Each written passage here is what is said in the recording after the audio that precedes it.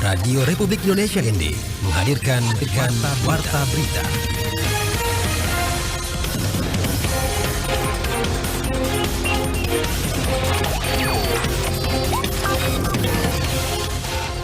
Selamat pagi saudara, Anda mendengarkan Warta Berita Daerah pagi ini, edisi penyiaran Kamis 31 Oktober 2024 dengan sari berita. Pelabuhan Laut Lewo-Leba di Kabupaten Lembata selesai diperbaiki oleh Kementerian Perhubungan Republik Indonesia. Perumda Tirta Kelimutu ND saat ini melakukan penyambungan pemasangan sambungan ke rumah milik pelanggan yang sudah terdaftar sebanyak 1.025 pelanggan. Bersama saya, Femi Sari Ora, inilah berita selengkapnya.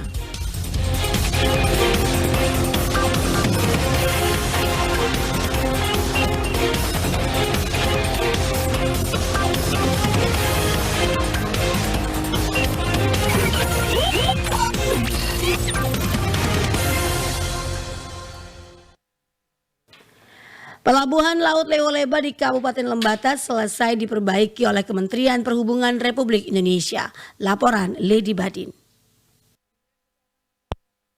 Perbaikan pelabuhan kelas 3 Lewo-Leba tersebut kini mulai dimanfaatkan dengan baik untuk kepentingan masyarakat setempat. Kepala Kantor Unit Penyelenggara Pelabuhan Laut Lewo-Leba, Desmond Satermeno, menyatakan bahwa pelebaran dan perpanjangan dermaga telah berhasil mengurangi masalah antrian kapal yang sering terjadi di tahun-tahun sebelumnya. Desmond juga menambahkan bahwa pelayanan terhadap kapal-kapal bahan bakar minyak BBM dari Larantuka telah berjalan lebih lancar. Selain itu, menurutnya pelabuhan juga mampu menampung kapal-kapal pengangkut beras dari Sulawesi yang dapat beroperasi secara bersamaan tanpa kendala. Bisa dipastikan bahwa sudah terurai. Dimulai dari jam 2 pagi pelayanan kami terhadap kapal-kapal BBM dari Larantuka, itu 2 kapal sudah memakai fasilitas di dermaga yang baru yang 70 kali 16 itu sudah terurai, tidak perlu antri lagi. Ditambah dengan kapal-kapal perra, kapal-kapal beras dari Sulawesi itu bisa berjejak sampai 3-4 secara bersamaan mereka bongkar. Ditambah lagi kemarin ada 5 kapal sandar secara bersamaan. Di tahun 2023, Pelabuhan Laut Lewo-Leba mendapatkan alokasi dana sebesar 85 miliar rupiah dari APBN untuk rehabilitasi dan pelebaran dermaga Nusantara di sisi barat yang sebelumnya mengalami kerusakan berat. Dermaga tersebut kini telah dibangun kembali dengan lebar mencapai 16 meter, meningkat dari lebar sebelumnya yang hanya 8 meter. Selain itu, pada tahun 2024, pemerintah pusat menggelontorkan anggaran sebesar 53 miliar rupiah untuk melanjutkan pengembangan dermaga Nusantara dan pembangunan kembali pelabuhan rakyat yang terletak di sisi timur. Dengan langkah-langkah perbaikan yang dilakukan, diharapkan pelabuhan Lewo-Leba dapat meningkatkan aksesibilitas dan mendukung pertumbuhan ekonomi masyarakat setempat secara berkelanjutan. RRI ND, Lady Badin melaporkan. Perumda Tirta Kelimutu ND melalui program Dana Inpres tahun 2024 saat ini melakukan pemasangan sambungan ke rumah milik pelanggan yang sudah terdaftar sebanyak 1.025 pelanggan. Laporan Rofi Nusula. Upaya percepatan pelayanan air minum bersih bagi masyarakat pelanggan di wilayah perkotaan, Perumda Tirta Kelimutu ND melalui program Dana Impres tahun anggaran 2024 saat ini melakukan pemasangan sambungan ke rumah milik pelanggan yang sudah terdaftar sebanyak 1.025 pelanggan. Hal itu disampaikan PLT Direktur Perumda Tirta Kelimutu Dona MA Ladapase SH kepada RRI di ruang kerjanya pada Rabu 30 Oktober 2024 di ND. Meti mengatakan pemasangan sambungan rumah sudah dilakukan oleh 4 tim yang turun di setiap wilayah yang sudah terdaftar menjadi pelanggan Perumda Tirta Kelimutu ND. Ia menjelaskan bahwa program Dana Impres tahun 2024 fokus untuk pemasangan bagi pelanggan dalam wilayah kota dengan total jumlah pelanggan yang sudah terdaftar sebanyak 1.025 pelanggan. Sementara wilayah-wilayah yang sudah terpasang sambungan rumah yakni wilayah Dona, Gatot Subroto, Wolowona, Rowreke, Jalan Soekarno, dan Jalan Anggrek. Program-program yang masih belum terselesaikan dari pejabat yang lama itu program Impres. Dan sekarang program Impres itu sedang dilakukan pemasangan oleh kontraktor. Untuk pemasangan pelanggan untuk Impres ini 1.025 pelanggan. Sekarang kan lagi sedang pemasangan sambungan rumahnya. Jadi mereka itu ada 4 tim yang turun untuk pemasangan di setiap wilayah yang sudah kami sediakan pelanggan di sana. Meti menambahkan pelanggan-pelanggan yang mendapat bantuan program Dana Impres tahun anggaran 2024 tersebut adalah pelanggan dari keluarga yang berpenghasilan golongan ekonomi menengah ke bawah, dan semua pelanggan yang terdaftar mendapat bantuan Dana Impres sudah melalui hasil verifikasi oleh Inspektorat. RRI Endorofinus Fula melaporkan. Balai Taman Nasional Komodo, BTNK dan PT Palma Hijau Cemerlang teken perjanjian kerjasama guna penguatan fungsi pengelolaan Taman Nasional Komodo, khususnya menjaga konservasi alam dan wisata bahari di kawasan Pulau Padar Utara. Laporan Epi Wahab.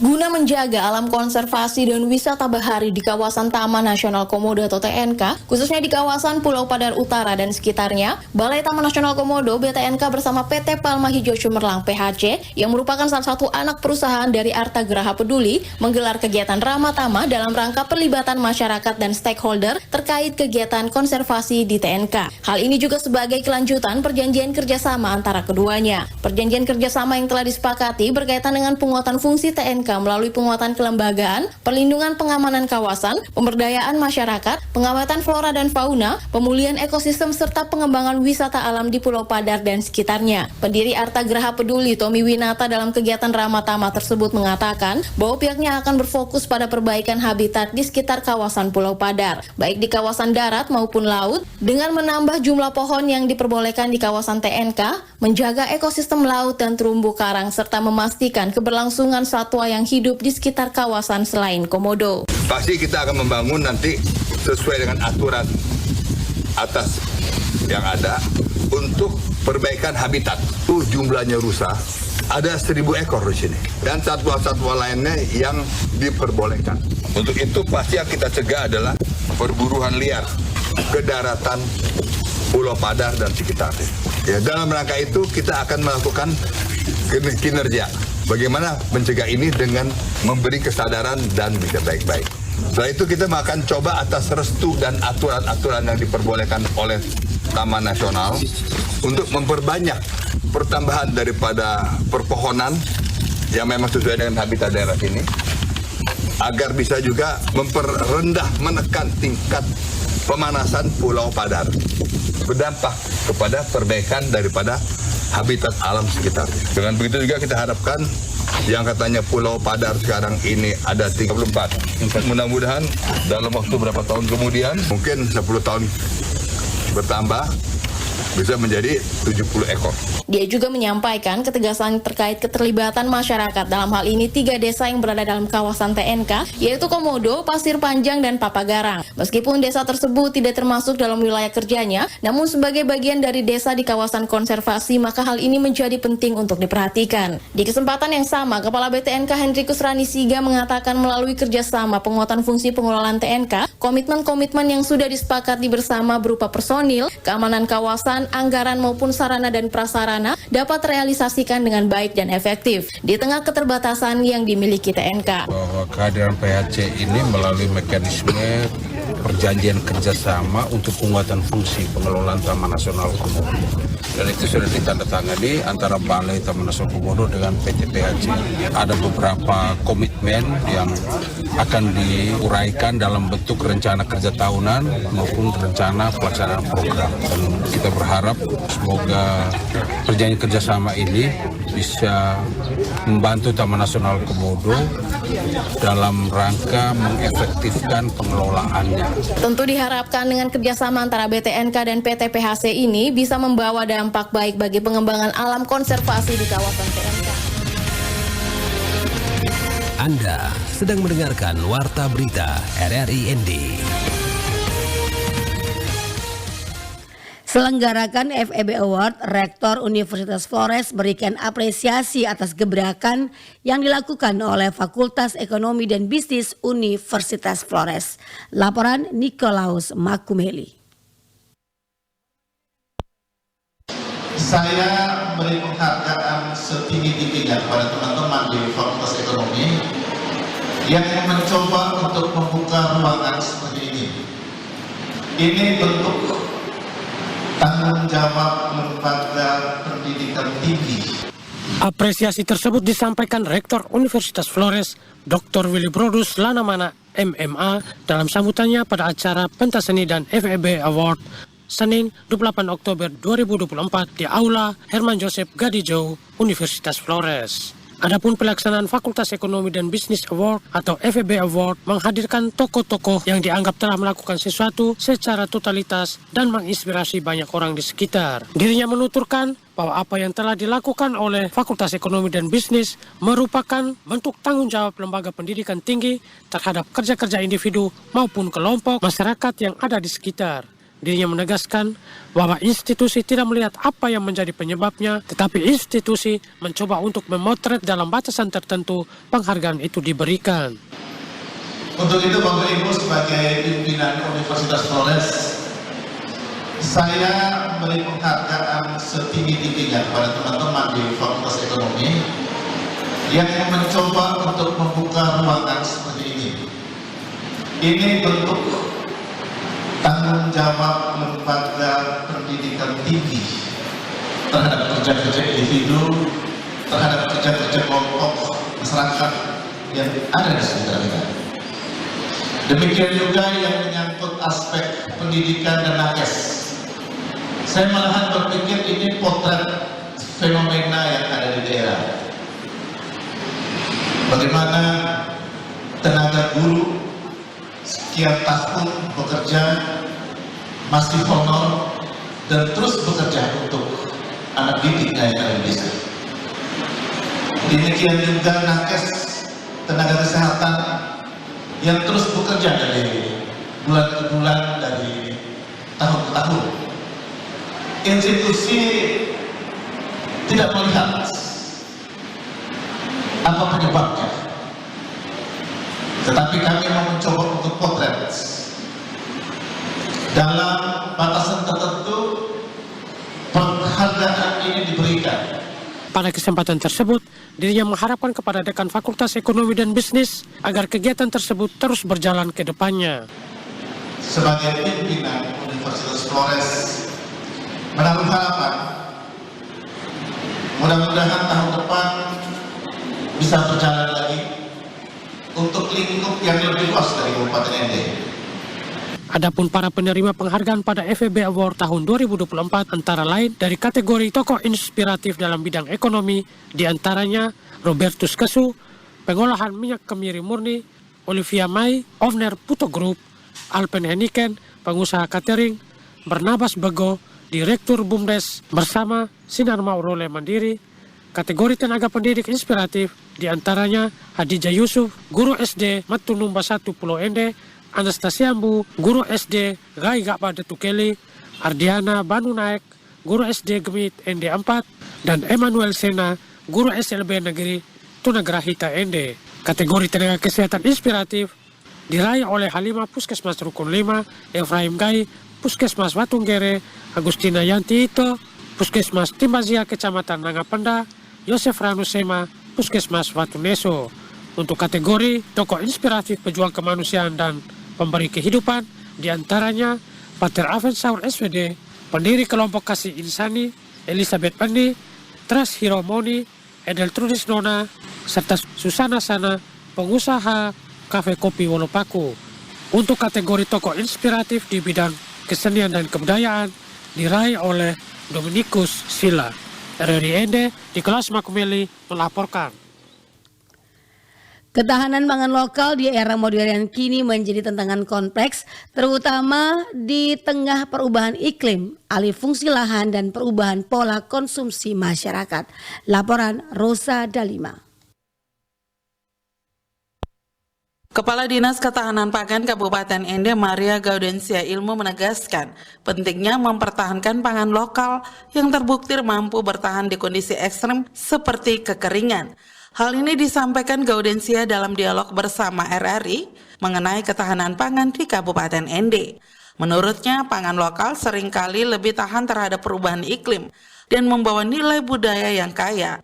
Tentunya tak bisa tergantikan oleh pangan impor. Kalau kita mengalami suatu keadaan yang luar biasa, misalnya kekeringan yang berlebihan dan sebagainya, tentunya pangan-pangan yang lain pasti sudah habis. Tetapi pangan lokal dia akan tetap ada, tetap bertahan karena dia anti kekeringan.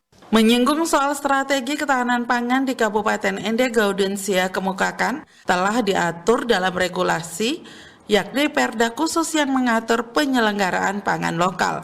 Cakupannya mulai dari pengembangan hingga promosi. Pangan lokal bahkan diprioritaskan untuk acara resmi daerah dan pihaknya terus berupaya mengintegrasikannya dalam pendidikan sekolah. Untuk Kabupaten Ende sudah ada Perda tentang pangan. Perda nomor 5 tahun 2022 tentang penyelenggaraan pangan. Jadi di dalam Perda nomor 5 ini di bab 4 itu tentang ketersediaan pangan, di mana di situ di pasal 53 bunyinya tentang pengembangan pangan lokal. Lebih lanjut, Gaudensia kemukakan tantangan utama masih terletak pada inovasi pengolahan pangan lokal dan kesadaran masyarakat. Salah satu solusi adalah memberikan pelatihan bagi warga agar pangan lokal bisa dikreasikan dengan tampilan dan rasa yang lebih modern serta bergizi. RRI Ende, Rosa Dalima melaporkan. Usaha mikro kecil dan menengah UMKM Streto Pizza dan Sambal Tuna NTT tingkatkan jangkauan pemasaran lewat program Go Digital Rumah BUMN. Laporan Suimam. Delby Rumundor, pemilik Streto Pizza dan Sambal Tuna NTT, UMKM binaan rumah BUMN Ende, memuji dampak positif dari program Go Digital bagi pelaku UMKM. Menurutnya, digitalisasi menjadi salah satu strategi efektif yang mempermudah pemasaran produk ke berbagai wilayah di luar Ende dan bahkan luar provinsi. Dengan dukungan program ini, ia mampu memasarkan produk secara lebih luas dan terarah, membuka peluang lebih besar untuk memperkenalkan kekayaan kuliner khas Nusa Tenggara Timur NTT. Dijelaskan, selain meningkatkan keterampilan dan akses pasar, program digitalisasi ini membantu memperkuat branding produk-produk lokal. Dengan promosi digital, usahanya kini dapat menjangkau konsumen yang lebih beragam, tidak hanya di wilayah NTT, namun juga luar daerah yang pada gilirannya meningkatkan penjualan secara signifikan. Kita di online, jangkauannya itu lebih luas. Saya kan jualnya sambal, jadi target pasar saya itu kan awal pada saat offline hanya di Ende. Tetapi ketika saya menggunakan online, target pasar saya bukan hanya di Ende saja, di luar Ende juga bisa begitu untuk membeli produk saya. Jangkauan lebih luas, terus kita mempromosikan juga produk kita bukan hanya di satu daerah saja. Jadi daerah lain pun bisa melihat produk kita dan melakukan transaksi. Ia melanjutkan, saat ini peminat produknya tidak hanya berasal dari NTT, tetapi juga mulai dilirik oleh masyarakat di daerah lain yang tertarik dengan cita rasa unik kuliner lokal. Ditambahkan, digitalisasi adalah langkah nyata untuk menjadikan produk khas NTT semakin dikenal. Untuk itu, para pelaku usaha lain bisa memanfaatkan peluang serupa demi memajukan ekonomi lokal dan membawa kebanggaan bagi Nusa Tenggara Timur NTT. Sekian Warta Berita untuk hari ini edisi penyiaran Kamis 31 Oktober 2024 produksi pemberitaan RRI Ende. Mewakili kerabat kerja yang bertugas, saya Femi Sadaora. Selamat pagi.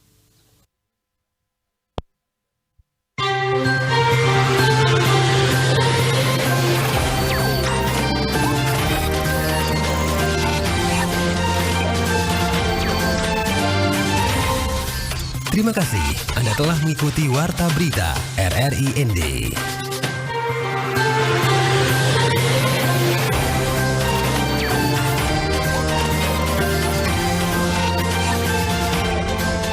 Delby Rumundor, pemilik